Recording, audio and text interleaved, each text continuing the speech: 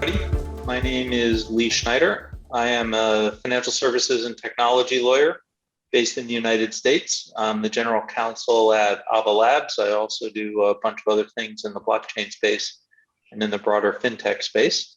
I'm very pleased to have with me 4 excellent panelists for our topic of stablecoins and the international role of the euro. Some may say that that's maybe a contradiction in terms, but we will sort it all out for everybody. I'm going to let each of the panelists introduce themselves, and I'm going to go in alphabetical order by last name. So Alexander, please introduce yourself. Yeah, thanks, Lee. Hi, everyone. Happy to be here today. My name is Alexander Bechtel. I am the head of digital asset and currency strategy of Deutsche Bank, which basically means I'm sitting in the strategy department of the corporate bank at Deutsche Bank, and I'm responsible for answering questions such as how would a global bank prepare itself for a world in which certain business processes or value chains run over a blockchain. Great. Thank you, Alexander. Marcus? Thanks, Lee, and thanks for moderating this panel. Very exciting to be here. My name is Marcus. I'm an economist. Since 3 years now, I work on Celo. Celo is a mobile-first, open source, carbon neutral, or even carbon negative, decentralized blockchain. I'm working at C Labs. C Labs is only one of many organizations and individuals that develop Celo. And Celo is a platform that also hosts stablecoins, Celo Euro, among others. So I'm very excited for this panel. Thank you. Great. Thank you, Marcus. Philip? Yeah, my name is Philipp Sandner. I'm working at the Frankfurt School of Finance and Management. It's a small but speedy agile university in Frankfurt. And there we have founded the Blockchain Center 4 or 5 years ago. And that's basically my job, running the Blockchain Center there. But I'm also involved in a couple of other activities. For example, I'm in the advisory board of Blockchain for Europe. I'm also in the board of directors of Blockchain Founders Group, which is a blockchain startup venture capital company from Liechtenstein. And I'm also co-founder of the ITSA, which is a non-profit association to standardize token markets. Thank you, Philip. And of course, Joachim. Yes, hi, Lee and everyone. Good to see you. I'm Joachim Schwerin. I'm working for the European Commission in the Directorate General GROW, which is responsible for the internal market, industry, entrepreneurship, and small and medium-sized enterprises. And in that DG, I'm principal economist in the unit responsible for the digital transformation of industry. So basically, I'm taking care of the token economy and everything related to that in DG GROW. I've been working for the last 20 years in the Commission, the last 10 years on the whole pipeline, starting from alternative finance, fintech, blockchain, tokens. And in that context, I'm happy to discuss with you today this indeed very interesting topic. Excellent. Well, this is a very exciting panel. I'm going to give 2 minutes of background because when I first started getting involved in the blockchain space, it was all about Bitcoin and there wasn't much else. And then, of course, Ethereum came along and allowed us to think about blockchain in a little bit broader sense. But I don't think anybody really started thinking about stablecoins back then. And certainly they were not necessarily thinking about central bank digital currencies. I would say over the last 2 years in particular, both of those topics have become hot topics, not just amongst those of us who are in the blockchain space, but also with regulators and with global policymakers and central banks. So our topic here is to talk about sort of the intersection between stablecoins and the international role of the euro. Maybe, Philip, if I could start with you. I know you've done a lot of work in this area, and I made a very teeny tiny contribution to the paper that you and several others put out at the end of last year, talking about a phased-in approach, moving from a euro stablecoin to a full central bank digital currency euro. Maybe give us a little bit of background on that proposal, and then we can kick off the conversation in earnest. Okay, perfect. Well, this question is dangerous. I could now talk 40 minutes just on this A little bit of background. Yeah, I know. I will try to keep it as brief as possible. So first of all, I think we always need to keep in mind for what is the euro being used. So in case I'm, as a private person, purchasing something to eat, then this would be retail payments. For this, I think we see now that for these retail payments, the European Central Bank has been doing a proposal for providing a digital euro for the purpose of retail payments. That's what we are usually using, for example, MasterCard and Visa for. We see here that what the European Central Bank is doing is not necessarily bad, but it's not enough, because it's simply turning payments within the European Union and focusing on them. Besides this, besides retail payments, we have payments going on between companies. Yeah, we see nothing here from the ECB, but luckily we have a couple of banks in Europe which are targeting such a solution, such as machines and robotics, and companies can use a digital version of the euro. Yeah, that would be the so-called trigger solution, how we call it in Germany, but in other countries it's called differently. There are a couple of banks working in the field. That's the euro for companies. Then we have the euro for international payments, cross-border payments. Here, I think the euro has nothing to offer, because I think that this will be done via stablecoins in the future. And here we see that the market is basically 99.9% covered by US dollar-based stablecoins. And given the MiCA regulation, how it has been drafted, I do not see any room for large-scale euro reference stablecoins here. But I think that's the three key points I would like to make. There is the retail euro, there is the, let's call it, business euro, and there is the international payments euro. In the future, there could also be the euro for the machine economy, for IoT payments. This could also be a stablecoin thing. We need to see this. But I think if we are talking now in this session, it does make sense sometimes to refer what type of euro are we talking about. And finally, there is the, let's call it, interbank euro. That's the euro which is coming from the ECB and moving towards the banks in the background. This, for example, is nicely done by a company called Finality. In Switzerland, we also see a movement that this kind of Swiss franc is being moved towards a blockchain network. So yeah, you see here multiple types of euros, multiple usages, and depending on the context, blockchain makes sense. Sometimes blockchain does not make sense. But in all, we do see some movement on the euro going towards blockchain systems. But one thing is being missed out. That's the topic of international payments, US dollar stablecoins, and the predominance of US dollar stablecoins having a market share of currently 99.9%. Philip, thank you. That's a great summary, and you used a very deadpan voice to make a very provocative statement, which is that the euro is not going to be useful for cross-border payments. I wonder if some of our other panelists would like to react in particular to that point. Maybe Marcus, I'll pick on you a little bit, because I know Celo is going to launch a C euro in addition to the C dollar that already exists. What do you think about this idea that the euro is probably not going to take hold for global payments purposes? I like the statement a lot. I think cross-border payments become more and more important. We see a lot of movement across the globe. I think currently around 25% of global remittances are happening in Europe. People want to send money across borders, and I would say traditional technology sometimes makes it slow, sometimes makes it hard, sometimes makes it less accessible, and sometimes it makes it very expensive. And as Philip said, blockchain is a technology that can make these things much easier, faster, more efficient. And as you said, Lee, Celo is a blockchain that, next to Celo Dollar, also has a so-called stablecoin that is tracking the value of the euro. And today already I can send a Celo euro to any phone anywhere in the world. It arrives in under 5 seconds, and it costs less than a cent in transaction fee, which is great. And therefore, I would say currently focus of this technology is remittances, cross-border payments. But Celo is also a technology that is very interoperable and that is also very scalable.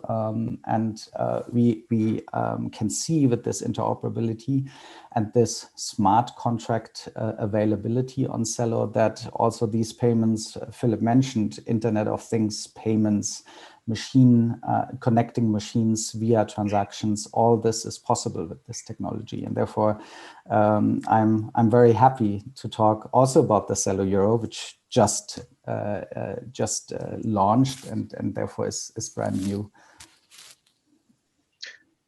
That's great. Thank you, Marcus. Alexander and Joachim, I'd love to hear your point of view, particularly on this question of the dynamic between stablecoins for cross-border payments versus the euro for cross-border payments. Do either of you think that the euro will be able to overtake dollar stablecoins in terms of cross-border payments, remittances, and things like that? Joachim, why don't you go first? Well, okay, no one wants. I think that is not the right question. I have to say that I don't see that dichotomy, and that's, to be quite frank, at the moment, it hardly interests me really to focus that question on whether the euro will be dominant versus the dollar or whether the dollar will dominate anything. For me, the starting point of the discussion is what types of stablecoins do we have? What is the functionality? What is the use case? And what will develop from that? And perhaps to frame that discussion, just a couple of remarks. First of all, we have to see the political and regulatory context. There's a lot still, and has at the time been, of misunderstanding of what we are talking about here outside, especially in the political domain. When cryptocurrencies came about, everything was focused on Bitcoin, on the question whether these cryptocurrencies are currencies or not. I could talk a long time about that. I think they are currencies for a lot of reasons. Then came the stablecoins, and the discussion was focused on the Libra discussion at the time. And we were under big political pressure to, frankly, prohibit everything that has to do with stablecoins when we were designing the MiCA regulation. We have chosen a different way. We have made a proposal where we make it clear what, in regulatory terms, stablecoins would have to fulfill in order to be able to access our markets and to be dealt with. And this is on the table, and I think this is innovative. We can discuss a lot of details now, of course, on what that means in practice, what that means in the current environment as regards to euro, etc. But for me, starting that discussion without differentiating between different types of stablecoins doesn't make much sense. Our starting point, or I should speak for myself, for a long time, the last 10 years that I'm working in this field, is decentralization. Our whole approach on digital is decentralization. It starts with data. Data are your property. Data is basically something that you give access to for others. And we have the feeling that also in other terms of the digital domain, payments, investments, etc., that should be the same. So that is why we were very much supportive of innovation over the last 10 years in all the domains I've mentioned before, and that includes the area of stablecoins as such. Now, of course, stablecoins address one specific issue, and that is basically the fluctuations of cryptocurrencies. And I said, for me, cryptocurrencies are currencies, but what most people prevents from taking that statement, and Philip, for example, last week in the conference you organized, there were very respectable people telling us very clearly these are not currencies. There is no objective truth in this matter, because everything about money, everything about currency is about expectations and beliefs. And when someone said that we have a problem here with the fluctuations, this is a subjective statement, because indeed, in the short term, we have a problem with fluctuations, not in the long term. If you, for example, compare key cryptocurrencies with the euro or the dollar over 5 years or whatever, but in the short term. And that makes it difficult for consumers, but also for enterprises to engage in a lot of everyday activities. And we've heard about that. So therefore, the stablecoins come into play. Now we have two groups of stablecoins. I mean, we have the ones that are asset reference, and then we have the algorithmic ones. And the ones that are asset reference, in a sense, to me, they have a functionality. And we can go into the details of that, of course, because they make it much easier to quickly exchange between different types of activities within the crypto domain without having to exit again to go to the fiat. They also address the point that many of these cryptocurrencies at the moment, the markets are small, which is why individual transactions create huge fluctuations, or even public statements create huge fluctuations, and therefore the stablecoins have a positive effect in this regard. But the asset reference cryptocurrencies or stablecoins, which we put into MiCA, in essence, are centralized approaches. Again, they have reserves, and that is basically the key point why they are regulated. To me, that's a completely different issue than algorithmic stablecoins. Because algorithmic stablecoins are truly decentralized and have nothing to do or not much to do with the discussion of euro or dollar or whatever, because at the end of the day, they are smart contracts, they are code. And this is where I personally see the future, because that is true decentralization. And it's a big question to me, what in the longer term actually the function of stablecoins will be once the crypto markets will have matured, will have become bigger, and the fluctuations are more under control. Because from a monetary perspective, every time that you have a currency peg, every time that you have something fixed, it's an invitation to people to test it. How stable is it? I want to break it. And this creates the problems which require regulation. To me, that is not a lasting solution. To me, therefore, I think it's very important in this discussion to have the two things apart and to talk on the one hand side on that part of the stablecoin empire where all these aspects come into play. And indeed, it's dollar denominated, but we'll probably discuss why that is and what can be done about that if there is a wish to do so. But for me, the use case is more the decentralized part, is more the algorithmic ones. Very interesting comments, Joachim. Alexander, jump in here a little bit. Yeah, so I'm happy to add a couple of points. I think when we ask ourselves whether the euro will ever overtake the US dollar when it comes to cross-border payments, I think the question we should ask is it realistic that the European economy becomes bigger than the US economy? Because that's actually the driver behind the use of the currency around the world. And of course, the US dollar is the world reserve currency at the moment. I mean, the ECB has just issued or published a paper about the international role of the euro, and there it became pretty clear that first it's the US dollar, then for a long time there's nothing else, then the euro, and then another for a long time there's nothing else, and then a little bit of Japanese yen and a little bit of renminbi. But I mean, global transactions, foreign exchange reserves, international debt, global payments is done first and foremost in US dollar. But the reason for this is not that because we have US dollar stablecoins, but the reason is because the US dollar economy is so strong and the US dollar is the world reserve currency. So maybe this just as a first comment. But now then we can, of course, think about if we think a bit into the future, and if we believe that, as Marcus has said, these new payment rails we are building that might be relating on blockchain and on tokens might make it easier, faster, cheaper to offer our currency on a global basis. And there, of course, it might play a role which payment rails you offer for your currency in order to make cross-border payments. But I think that's really at the moment and for a long time, in my opinion, this will be a secondary role when it comes to which is the dominating currency. And then maybe another point I would like to make when it comes to the existing stablecoins we have.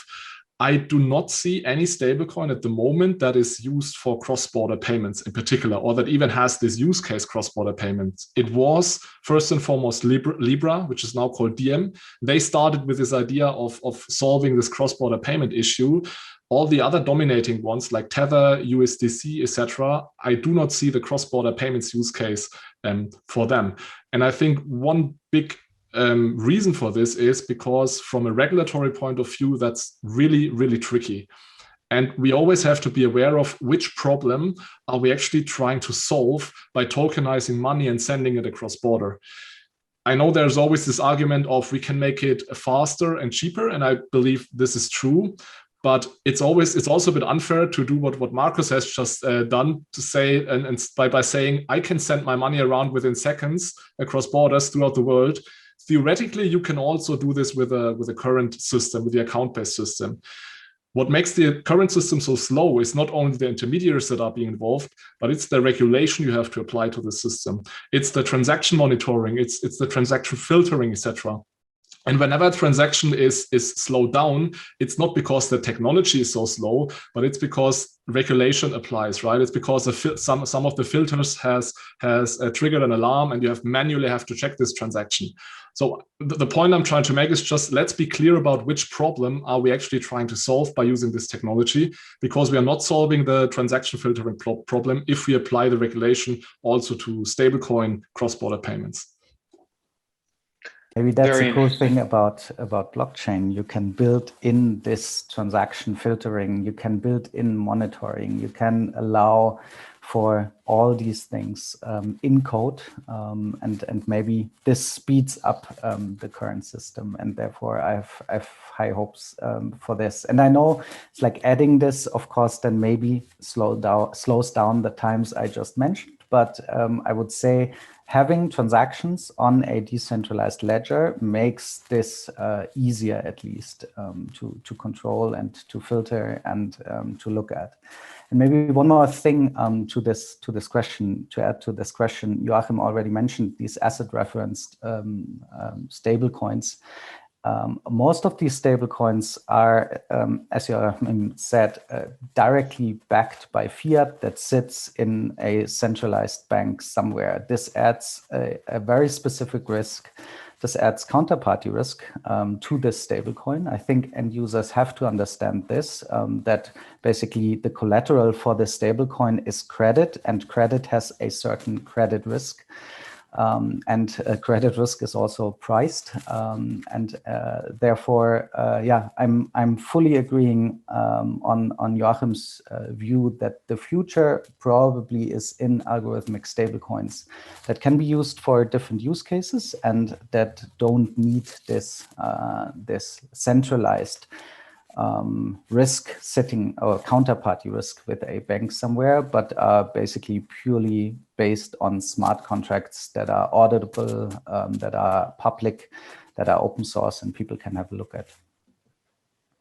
I would like to follow up on one other point that Joachim made, which is this point about how key decentralization is to what we're talking about. And not just decentralization of the infrastructure for whatever the digital currency is, but also decentralizing actually the digital currency itself. So if you create a central bank digital euro, for example, you can do that on a decentralized platform, but nevertheless, the euro is still the euro. It's a centralized currency. That's different from many of the decentralized stable coins that Joachim was referring to. Does anybody else see this tension here? And I think that's frankly one of the worries that has been expressed from a systemic risk standpoint by central bankers. What do we all think about that risk? So Lee, I can imagine a future, and not too far away, where we have decentral payment rails and decentral infrastructure.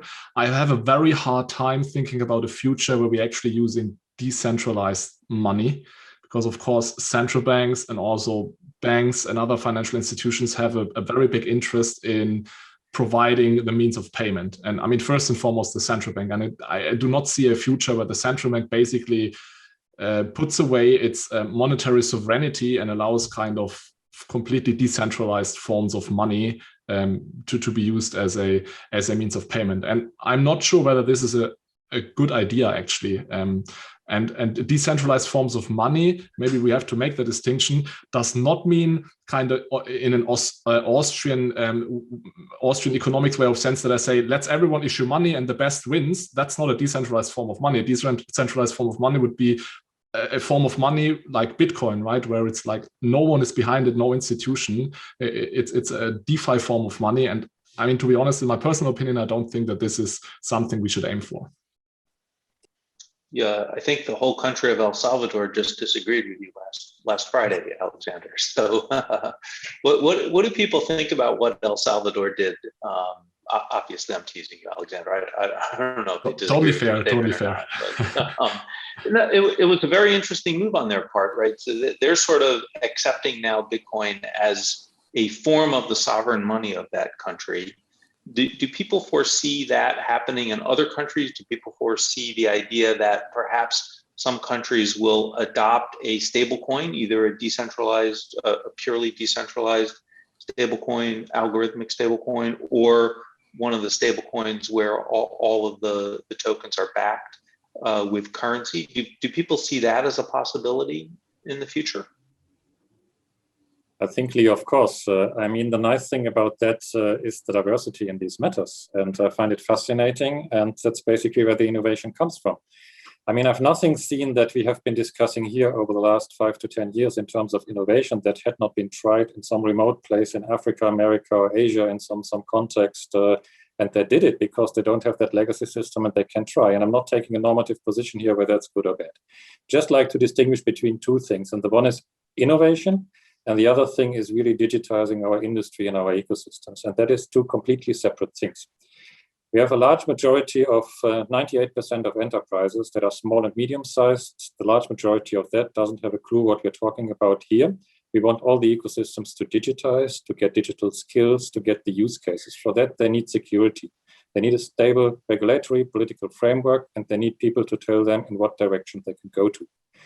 And that is dissemination, which is very good.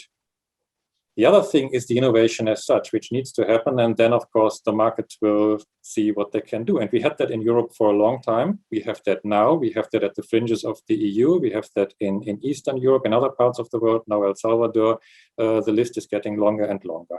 And the two things are in a way connected, but they're not the same. And what we are discussing here is more, of course, the regulated domain in the sense that in all our ecosystems, we want to increase the take-up of digital technologies. We want people to feel safe in exploring with that, and therefore we need the rules. But there's no contradiction whatsoever with what El Salvador does or what others doing, and I can only appreciate whoever tries it. Philip, I'd love to hear your thoughts on this issue. Yeah, that's an extremely complex topic. So right now, I think payment is 100% done in fiats on a worldwide level. It doesn't matter whether it's Chinese or Japan or Swiss franc or euro or dollar. You know, this is how the world now runs. Now you see Bitcoin like a storage of value emerging, and the share of Bitcoin in the store of value in the worldwide on a worldwide level is still close to zero. It's 7% in comparison to gold, which is okay, but given the worldwide payments area, it's still close to zero. And interestingly, El Salvador now didn't really adopt a new currency. Yeah? They simply adopted, in my personal opinion, a digital commodity as a payment, right? Because you might be able to transfer money, but you always need some kind of additional mechanism to keep prices stable, right? So prices in El Salvador will probably always be denoted in US dollar, but you can still then pay with Bitcoin, and then right in the moment of purchasing, then a conversion rate will apply. Otherwise, it doesn't make sense. Otherwise, you have to change prices 5 times a day with the volatility of Bitcoin, right? So therefore, once again, the world is driven by fiat payments at this point of time, and very slowly we see Bitcoin entering the game. The worldwide share of Bitcoin is still close to zero, but still, in case you compare it to gold, Bitcoin has 7%. I think that this share will increase. So basically, the fiat share will decrease from 100% to say 99% and 98%. So fiat, indeed, is a little bit in competition with other forms of how value can be transacted, which could also be decentral payment modes backed by crypto or whatever. And then last point here, in case you are now taking the fiat world and going one step down, then the question is, on which technological platform are you running fiat systems? You know, is it legacy bank accounts with IBAN numbers? Is it Stellar? Is it whatever, Ethereum and so on? So you could also use crypto assets to run fiat payments on top of them. That's the payment rails, which has been previously referred to. And here, I think we see that in case payments rails are DLT based or DLT inspired at least, then we see that the currency running on DLT could increase in importance because it's simply superior than legacy systems. And I think this will primarily be visible in the area of cross-border payments. And I also wonder myself sometimes, you know, who the hell is transferring USDT all the time? But, you know, tell me whatever you want to take. The numbers are very clear. It's 100 billion per day. That's several trillions per month. That's the numbers. It's speculation and transfers and this and that, but we cannot ignore it anymore. It's 100 billions per day, right? And you see here how brilliant DLT-based infrastructure runs in case you are deploying any asset on top of it. You can deploy the dollar on top of Ethereum or the euro. You can deploy the Bitcoin on top of Ethereum. Whatever you deploy on Ethereum, it does work. So in case you are staying in this fiat piece of the cake, right, the large one, the 100% one, then the likelihood that your share within this large-scale piece of the cake remains high is you somehow need to let it run on DLT. And that's the case of USDT and USDC. And in case you're not able to get the euro on a DLT framework, then the importance of the currency, the market share, I would expect will drop. And therefore, Markus with Celo is doing an amazing job because he at least tries it getting the euro on a blockchain system. That's massive.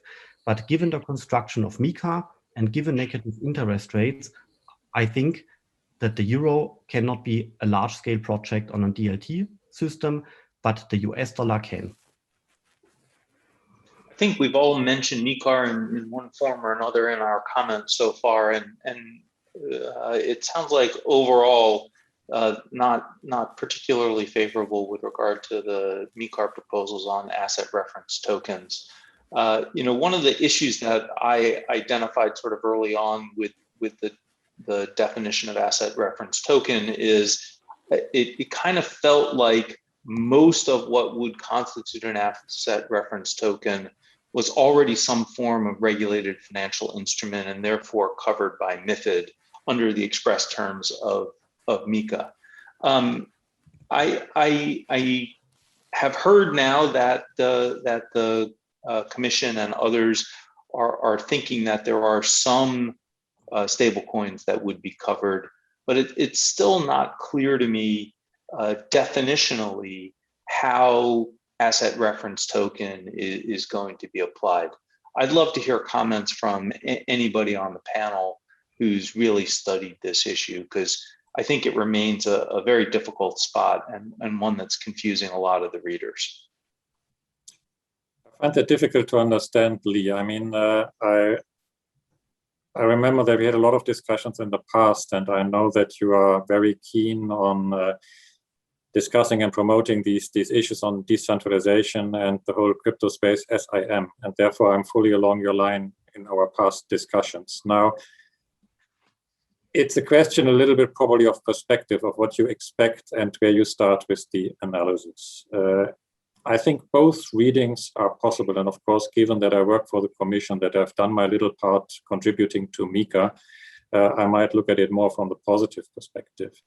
I think we've put very clearly on the table of what we want to do in this whole domain, saying that it's exactly not MiFID.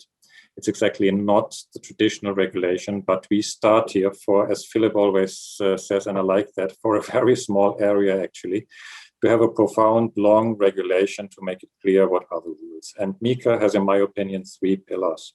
And we are discussing here the last pillar. The first pillar is actually everything which is exempted from MiCA in Article 4, which is a lot. And a lot of what we're discussing, the crypto domains, cryptocurrencies, small projects, a lot of other things, NFTs, of course, etc., are excluded from regulation. Regulation saying that there is no regulation. Of course, certain other rules apply. That's very clear. Then we have the key focus, in my opinion, which is the future, which is utility coins. For utility coins, it's very simple, actually, procedurally. And it was quite some shock, I would say, for some people also in the legacy system to see that approach with the white paper, which is not a prospectus, small scale thing. You have the passporting. You don't have to wait for the regulator to decide. You have a lot of positive things that will come in that domain. And that, to me, addresses a lot of the use cases that we actually see in industry, where you have small enterprises, mid-cap startups trying to get along with their projects and trying to experiment on that matter and then to scale. And then we have this area here where, as said, there was a lot of discussion, also sort of tilted discussion in some direction, and where we put things on the table that are now being discussed by the Council and Parliament and everyone else, and the rules as such are clear. I think it addressed these types of stable coins that were on the table during the time that we designed the MiCA regulation. And I'm not going to say that everything is perfect, certainly not everything is bad. It's on the table and can be discussed, which is different to, I would say, the rest of the world, where basically, I'm not giving names, but there's a Wild West approach, which also results actually in the dollarization of the world, saying that the state refrains and then the big techs do what they want, and then that drives the political discussion. We don't want that, and that is why we took that other approach, and the details can be discussed. But as said, most of the stable coins are covered. It's very clear on the 2 different types, also on the significant ones, on the e-money side, on the asset reference side, etc. And I know that there's a lot of follow-up questions as regards existing regulation as such, but indeed, MiCA is exactly not financial instruments. And that is the bottom line. And for the rest, there are proposals on the table which are currently being discussed. I'm happy for every improvement that will come. I don't think that this is the last word. Look at what only happened since last September when we put it on the table. We had the huge DeFi discussion. We had all the NFT discussions. We have the next things coming up with smart contracts. We're working a lot of smart contracts. We're making some proposal in the course of this year. The whole area of standardization, we need to get everyone on track. The whole data economy, electronic identity, all of that are elements that come into play here at the very same time. And perhaps to conclude on that regulatory part, because I really don't like to talk all the time about regulation, I talk about opportunities much preferably. This is basically, I would say, something which should be an umbrella for enablers and not preventers. This is now on the table. We have to live with it. We can adopt it. We can change it. But don't think that whenever this huge innovation that we see and what we're discussing also here today will result in new classes of crypto assets, will result in new classes of activities in the digital domain, that we will come up with a new regulation. This is it basically. And a lot of things don't seem to be covered. So we have to see what will go into that. That's very clear. But I mean, 170 pages, and to say that the rules are not clear to me is difficult to understand. Marcus, Alexander, please jump in here. Yeah, so Lee, if I may add like a bit more of a general point on stablecoins and regulations. And I think I'm somewhere in between Philip and Joachim on that point. And I hear Philip when he says, and I'm very much of his opinion, that we are maybe a bit too slow and a bit too prohibitive in Europe when it comes to stablecoins, right? It would be better to say, let the industry try out, let them introduce stablecoins, let them use stablecoins, and then if we see that something goes wrong, we can still regulate it. That's a bit the approach the US is following usually. And of course, we have a different approach, and I also hear Joachim when he says that might be a better approach by first saying, let's first get clear what the rules are, and then we are allowing to introduce these stablecoins. Of course, the consequence of this approach is that we are falling a bit behind. There is no big euro stablecoin at the moment because it's very difficult, and then Marcus can maybe add something on this. It's very difficult to introduce a stablecoin in the euro area at the moment. But it's a double-edged sword, because there is one big problem in the US. If we really believe that stablecoin is something that should be used on a wider scale in the economy, it would be extremely dangerous to build our monetary system or payment system on something like Tether, kind of an unregulated form of money that has a very, very unstable asset base, right? I mean, Tether has published its assets, its holdings, and I believe 8% were cash and cash equivalents. Almost 50% were commercial papers, unclear credit risk. So that's a bit the Wild West, right? And it should not happen that we build our monetary system and payment system on something where we're not sure where this money goes to, how it is backed, whether it will be working. Because if something like this happens, and we have seen a little bit of how this could play out during the last financial crisis, where we had the money market funds, right, which were breaking the buck, right? So the net asset value of a money market fund was falling below $1. And if we really build our monetary and payment system on a stable coin, and a stable coin is breaking the buck, and it turns out that the stable coin is not backed properly, this could have huge effects on our real economy. So as soon as something like Tether, USDC, and stablecoins scale, regulation has to come in, because otherwise we might create a huge damage for our economy. Yeah, but can I step in here, Lee? Yeah, please. But you know, the market solves this automatically. You know, Tether was the first project, and yes, they are a little bit shaky. We know this, and they are improving a little bit with a little bit of transparency here and there, but it might not be sufficient, Alexander. I perfectly agree. So what happens then? Then other companies come, Celo, USDC, Circle, and other ones, and they simply create better versions of such US reference stable coins. And then volume is shifting from Tether to USDC or Celo or whatever. So the market solves this problem. But given the construction, how MiCA did it, in my mind, Euro reference stable coins cannot work. And the prime reason here is not necessarily that the hurdles are too high, such that nobody enters Europe, but rather the negative interest effect, right? You have e-money, which is interest neutral, And the issue, and Markus, I would love to hear how you do this, right? Because this must cost a hell lot of money. Because you have e-money, according to the MiCA regime, this is interest neutral, and the issuer, as far as I have understood it, has to pay negative interest rates to the central bank, right? Or at least to the bank where the collateral in euro is being held. So in case you are now creating a very large euro reference stablecoins, then as of day one, you are operating at a loss. And the larger you get, the larger your loss is, because you have the zero interest rate of e-money and you have a negative interest rate on the deposit you have to pay for, enforced by the European Central Bank. So please tell me, anybody here, how can you, with profits, operate an euro reference stablecoins? And in case you say that there are no profits, then tell me who should do this. Who is operating a loss-making euro reference stablecoins? But Markus, you are the person doing this.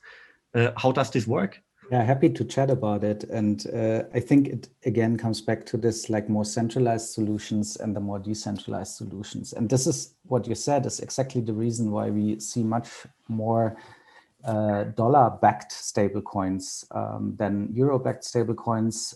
Issuers that have a fiat-backed stablecoin can even earn interest on the collateral and therefore finance their operations. But this is the very centralized world that comes with many downsides. And we talked about some of these downsides, one of them having also a very centralized counterparty risk.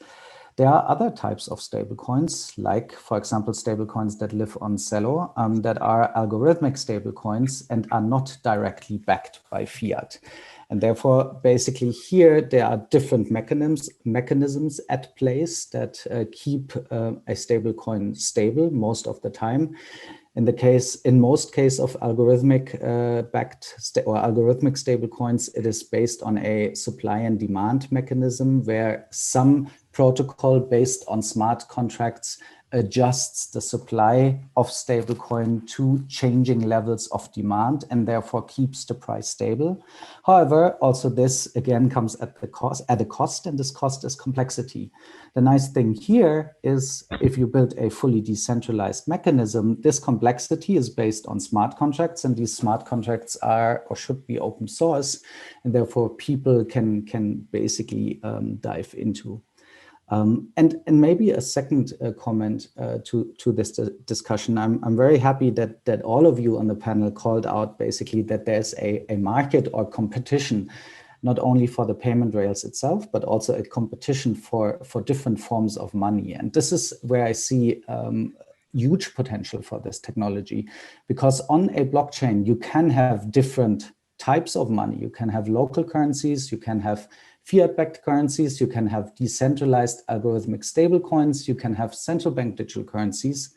The nice thing here is users then would have a choice, and maybe each of this different type of either stablecoin or different type of money has different advantages, be it privacy, be it transaction speed, transaction cost, stability, downside risks, all these things. Basically, the different types of money compete with each other. The nice thing then about a decentralized ledger is that these decentralized ledgers can be designed in a way that they are not only open source and people can build their own solutions on top of it, but the other nice thing is also you can build it interoperable. So if then, for example, next to a stable coin that is either fiat-backed or that is algorithmic, a central bank would issue a central bank digital currency. It could do so on the same ledger. It would be interoperable, and people can just choose what they want to use if they learn about the features. So I think exactly what you say, this like competition, not only for the payment rail and the technology, but also for money itself, is what drives innovation here. And this now leads to innovation after we haven't seen a lot of innovation on money itself over the last 100 years or so. Go ahead, Philip. Yeah, so, and therefore I think this was a very, very interesting point also for me, because I'm also learning, constantly day by day, because it's proceeding so quickly. I think the way MiCA with e-money and negative interest does or tries to allow euro reference stablecoins, is completely not working at all. And this will come at the cost of the importance of the euro. But still, I think what Markus said is very important, and therefore what Joachim said, I also like. The MiCA is still good, right? Because I think if in case you're talking about utility tokens, it does make sense. In case we are talking about fully decentralized solutions, it also does make sense. So I think decentralized solutions will win through the MiCA, Bitcoin, all the DeFi stuff and so on. And also the utility tokens, they will also win, but the euro, in my personal opinion, will lose. If I may just jump in very briefly on that. And Philip, as always, is right from his factual statements, I would say. I would just see the causality a little bit in the other direction at the end of the day. And we've mentioned it before, MiCA has simply nothing to do with how the euro is constructed, what the interest rates are, etc. That is something that is given by the market, by the economy as such. And we cannot have an additional chapter in MiCA stipulating the interest rates in Europe or whatever conditions are there. They just exist. And that to me is a question of developing the economy, of further deepening the internal market. We have the bigger market as others, of course, but there are certain impediments. On the other hand side, if we look into other areas of financial and capital markets, we are not performing too badly. If I take out the big tech companies, the average European company that is listed on a stock exchange has higher returns long-term than an American company listed on the exchanges. The market performance is better. We know these figures for a number of reasons that are good in Europe. That includes soft factors like civil law, like a lot of other things that we have in Europe. Now here, we have an environment where that's not the situation, and therefore exactly comes into play what Markus said, and I like this very much.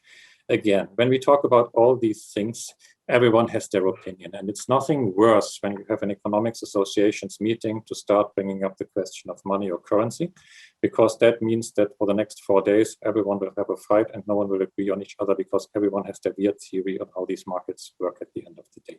There are people who are convinced that the euro will not work. There are people who are convinced that Bitcoin will not work. There are people who are convinced that Tether is a scam. You cannot take much of that away from that. At the end of the day, it's a question of what you want to do and achieve. And that is about a choice and variety. And of course, there comes the regulation in play and the other elements that we have discussed.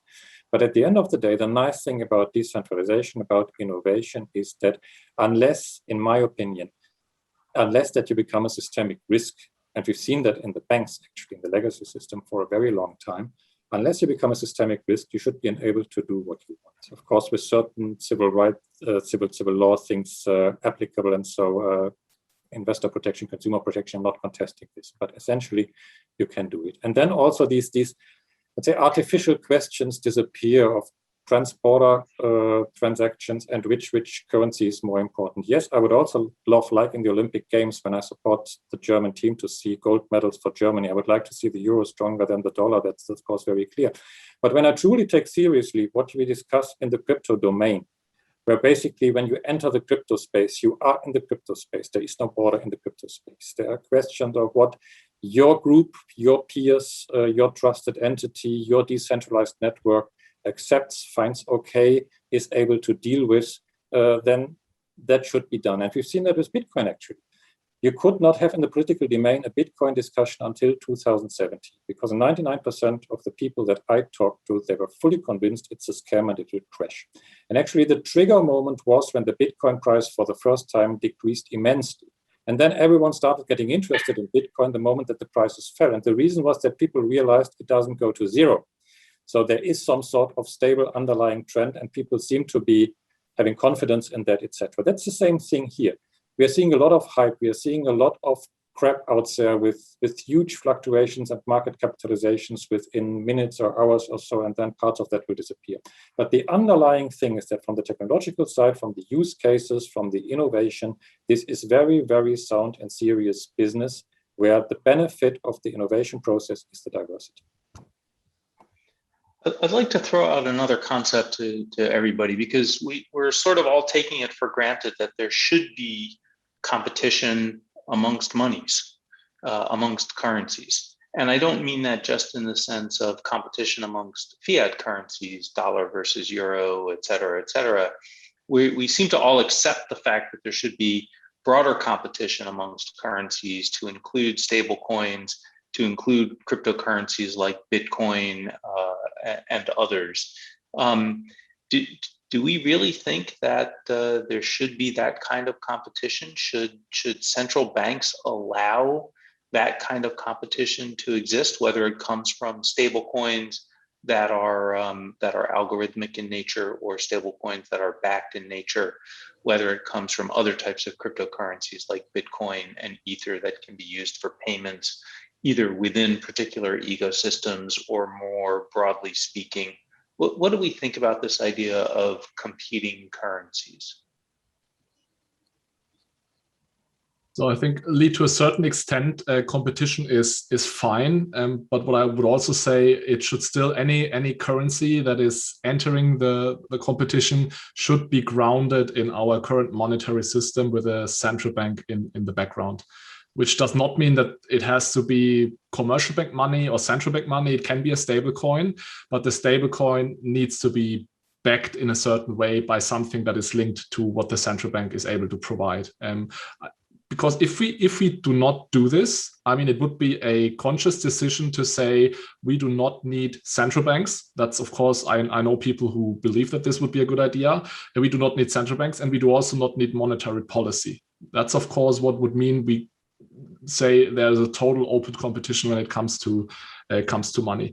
And what I mean, in this round today, what seems to be a bit underestimated is really this danger to financial stability if we let this flow freely, so to say. I mean, we just have to look into the history. I mean, we had this time when everyone was able to issue its own money, and it all ended with an agreement that we need a lender of last resort, right, which is called central bank. This does not mean that I'm saying we need a central bank that is so massive and active as the central bank today, but I think it's a very good idea to have a lender of last resort that is able to step in if something goes wrong, and to kind of make sure that our payment system and our money is still working. And in this sense, I honestly do not agree with Philip that the market solves everything. And Tether is a perfect example that the market does not solve everything, because when it came out that Tether is basically not backed by cash or by bank deposits, nothing happened to the price, right? It didn't even move a tiny bit. So the market didn't react to this news. So I think there is such a thing as market failure, which might have devastating effect. And this is also, I believe, at a certain point and to a certain extent, we need something like a central bank, and we need something like regulation. Market failure maybe over a certain period of time, but markets can stay irrational longer than people having money that speculate against Tether. But at some point, it could be that also then here the market works, and I think this is why I like competition around money, because it's not only about central bank money. And here I fully agree with Alexander, though probably a person sitting in Argentina might disagree. At least here in Europe, I fully agree. And I would rather say you have a market for different, let's say commercial types of money, or maybe even, use case money. And you could imagine local currencies. You could imagine currencies that are linked to certain conditions, conditional payments. You could imagine currencies, for example, that support some economics in certain industries, so industry-specific currencies. And the nice thing is with this innovation on currencies, so for example, currently currencies that live on Celo can be transferred carbon negative. So if a Bitcoin that sits on Celo is transferred, it doesn't even have a carbon emission and can be transferred very fast. So I agree in parts that basically for monetary stability, central bank money is very important, and here in Europe we all benefit from it. But there can be a central bank digital currency next to these stable coins that are used then as means of payments, but maybe not as units of account. So let me flip the question around. Can all of these other types of currencies exist if there is no central bank, if there is no fiat currency? do all these other currencies rely on a perception of stability that comes from a fiat currency? And let's leave Venezuela, Argentina, and some of these other countries out of the equation. Maybe there are arguments that those countries' currencies can't exist without, the existence of the US dollar, the euro, the yen, the renminbi, and a few other currencies. How should we all be thinking about that? And let me just further throw in another example in the question.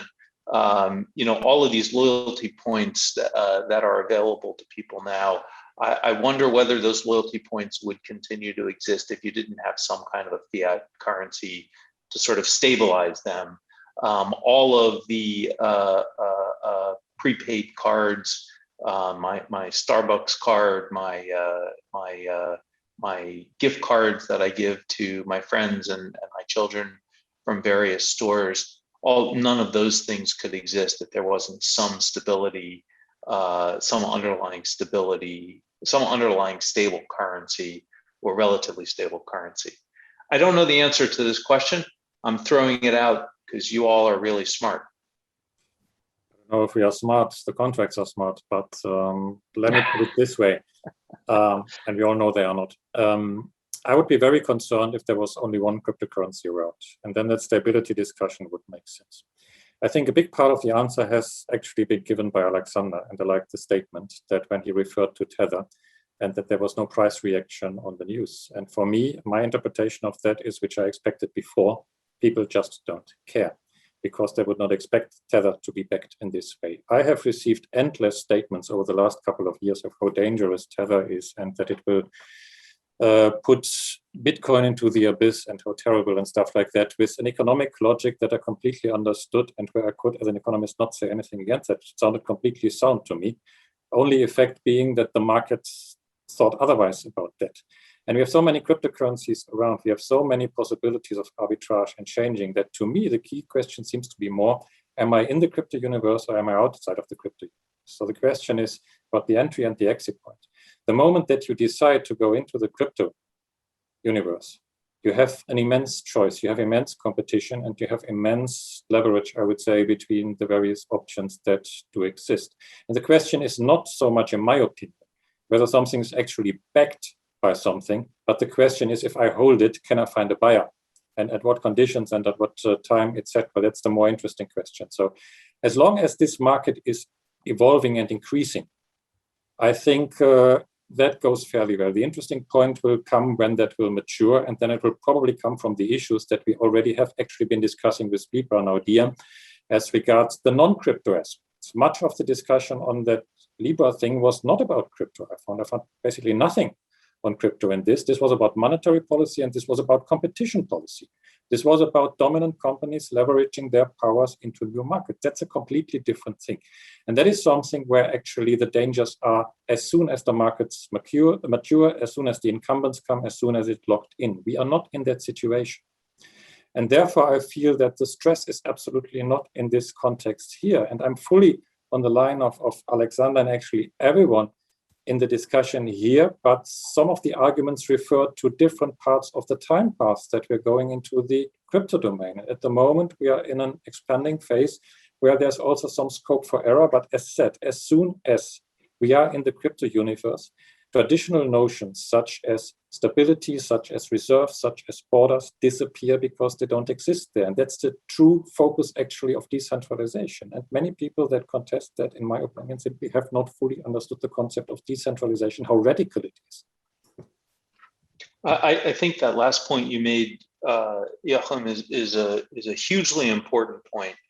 And I guess I'm trying to ground my question in whether or not decentralization requires some firm foundation to exist so that decentralization can actually exist. That is to say, do we need some kind of fiat currency at rock bottom in order for decentralization and all of its benefits to exist? Or do we not need any foundation, and this idea of full decentralization, if you will, could actually function? I don't know, Philip, do you have thoughts on this question? This is really difficult. It also relates to the previous question, if we need central banks, right? So, in former times, it really made sense to have one central actor to coordinate things. You can call it central bank, you can call it government, and so on. And it really was perfectly required, and it helped us come where we are now, right? But the question is, does this always need to be this case in the future? And this is, I think, something we will just see over years. We cannot really see that that central banks do not make sense, right? Probably after Corona, without central banks, who knows where we were, right? So therefore, right now, I do think that we are central banks, but I could also imagine that in the future, we might entering a decentralized age.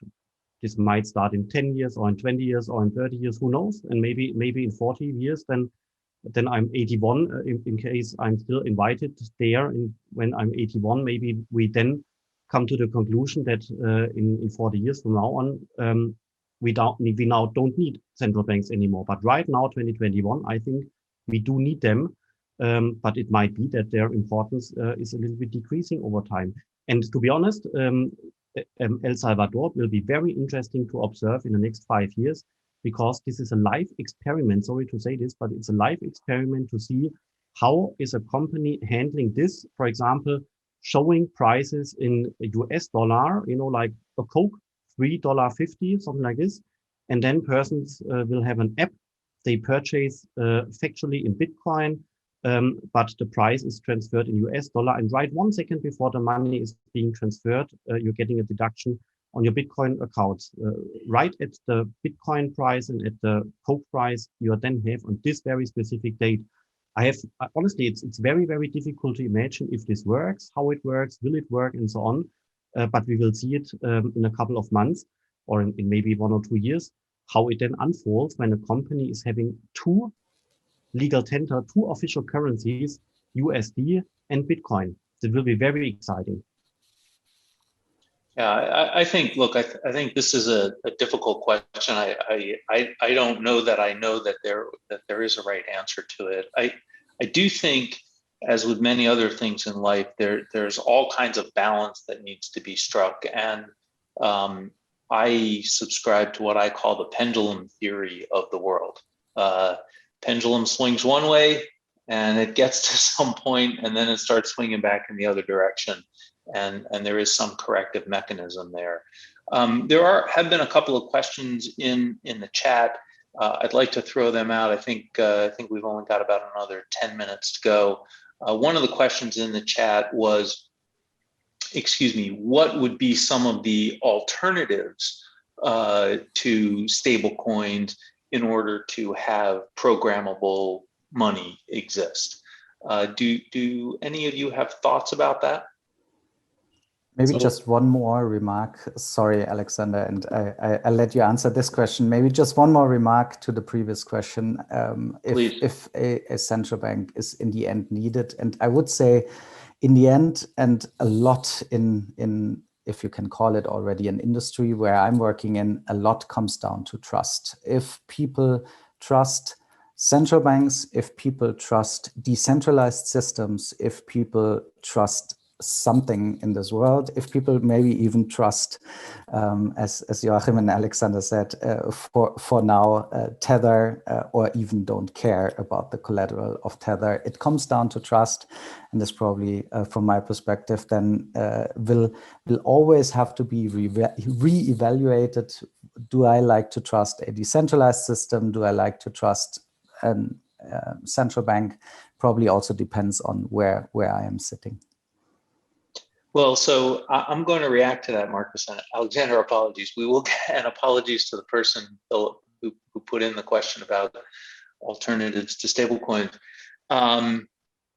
I totally take your point, and part of me completely agrees with you, Marcus. There's another part of me that says, gosh, I really want people who know better to be sitting at the bottom, to be at the foundation of this, catch me, to catch the economy, to catch everything, and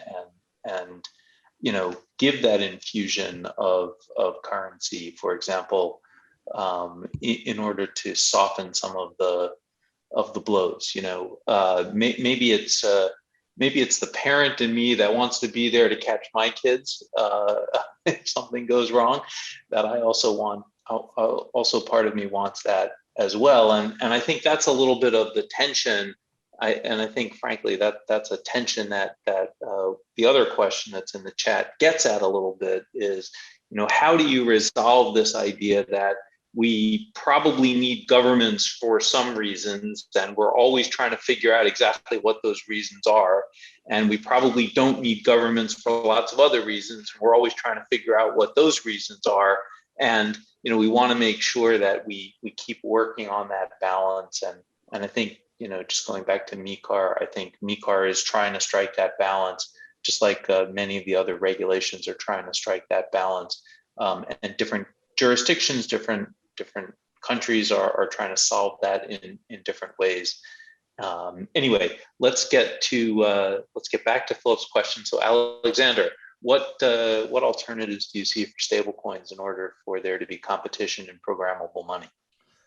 Yeah, so I basically see three different alternatives, and I'll try to keep it short. The first one is a central bank digital currency. So it could be that the central bank issues directly the euro, the US dollar on chain as a token, which can be used in programmable environments. Side note, does not look like it would happen, at least in Europe, right? It more seems that we will get an account-based central bank digital currency. Also, if you look to China and many others who are quite advanced, very, very little of them are really offering or plan to offer a token-based CBDC. So not that much of a use case I see for CBDC, but theoretically that's possible. A second solution would be a so-called trigger solution, where you basically build a bridge between a smart contract that can trigger a programmable payment and the existing payment system. So this would basically enable a programmable payment with account-based money, right? With SEPA, with Target, with TIPS, with the current existing payment rails. And these solutions are already existing. That's technically possible, and they will be applied. That's my prediction as one of the first solutions to these problems within the next years. And then thirdly, and we haven't talked about this, but I need to bring this up as one of the bank representative here. Of course, also commercial bank money can be tokenized and put onto a blockchain. And you might also call this a stablecoin, but that's probably not the first thing you think about when you hear the word stablecoin. If you look at the monetary aggregate M2 in the euro area, for instance, today, 90% of the money outstanding is commercial bank money. So that's money that's been issued by banks.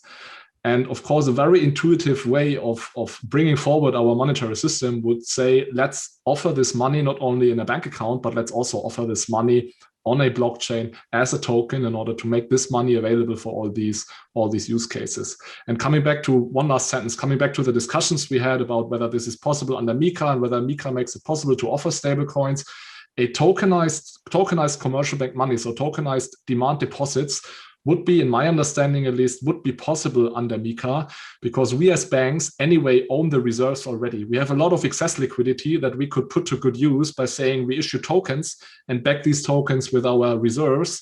And we would actually, in a first step, save money instead of having to spend additional money and being able to offer such a tokenized form of the euro. I think those are all very good points. Anybody else have any reactions to that question? Maybe let's shift over to Lynn's question, because Lynn's question had more nuance to it than I gave it. And I think one of the key points that she's making in her question is that innovation is hugely important, and sort of how do we make sure that governmental bodies get the balance right between innovation and regulation. Maybe Joachim, I'll throw this over to you, since that's probably something you do all the time. That's true. And we still have to do it. Look 10 years ago, when we had the financial crisis, when we had the regulatory system where basically it was completely different than now. As said, mature markets, a few incumbents, you know them, you can take endless time in order to build regulation, fine-tune it a bit every 5 years, and then you know what you're dealing with. And now we have this whole pipeline of innovation, which is the impression that it's getting faster and faster, more interconnected, waves, generations of innovation within 1 year, and simply the traditional model cannot cope with it. That is why all these ideas of bringing regulators together with entrepreneurs come, where the sandboxes come from, the various proposals that have been made at European level, at national level, etc.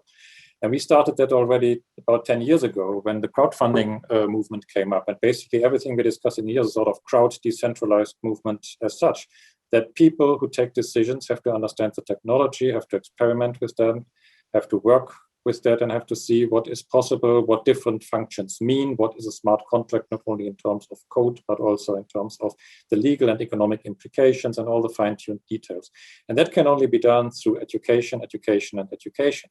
At the end of the day, when you realize that, you will never go back to the old system where you have the endless time and fine-tune regulation, but then you have to give maximum scope to the market, to innovation, and do that. And then indeed, the interesting question comes, who will be the gatekeeper? Who will be the regulator? I never comment in public on the European Central Bank, and they're doing a great job. At the end of the day, you would not give the right to Coca-Cola to give the market authorization to PepsiCo.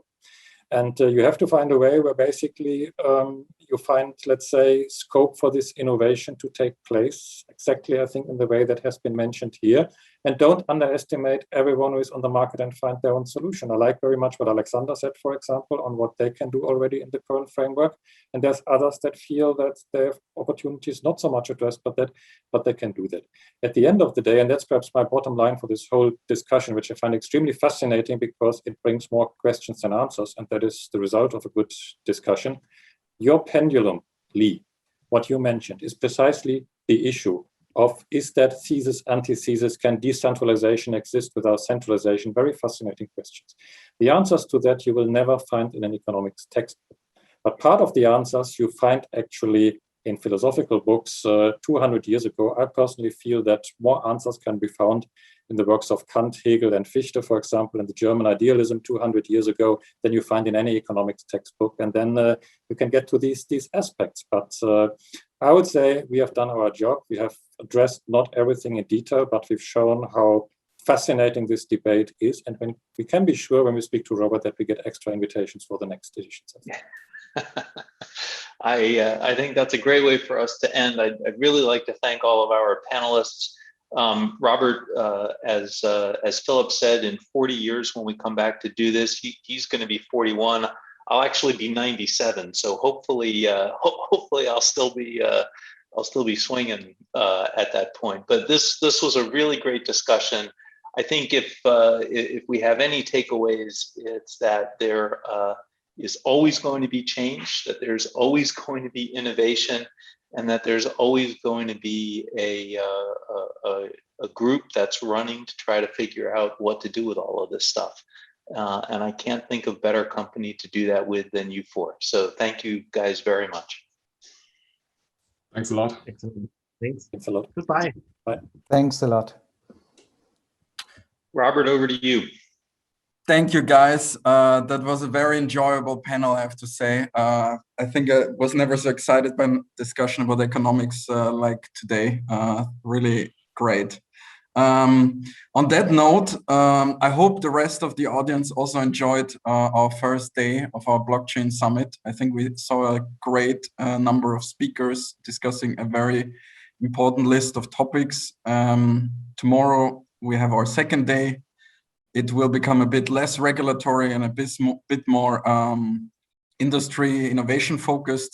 So please stay with us. We have some great speakers from all over the industry, again, from European institutions, global leaders in the space, great academics, international organizations. And I think will be, or I hope it will be equally interesting and enlightening as today.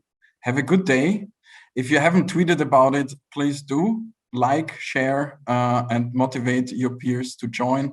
As you've seen, we try to incorporate as many questions as possible into the debate, and I think our moderators did a great job to pick those up. And if you have any questions or comments, please send us a mail to our secretariat mail on our website. We are always happy to receive feedback. We always try to make it better. And, we started very small, and today I think we had nearly 1,500 registrations for this day. So I think that's great. And I hope you guys come back tomorrow, and then we keep on going through this innovation that we see and we hear about. So guys, have a good day.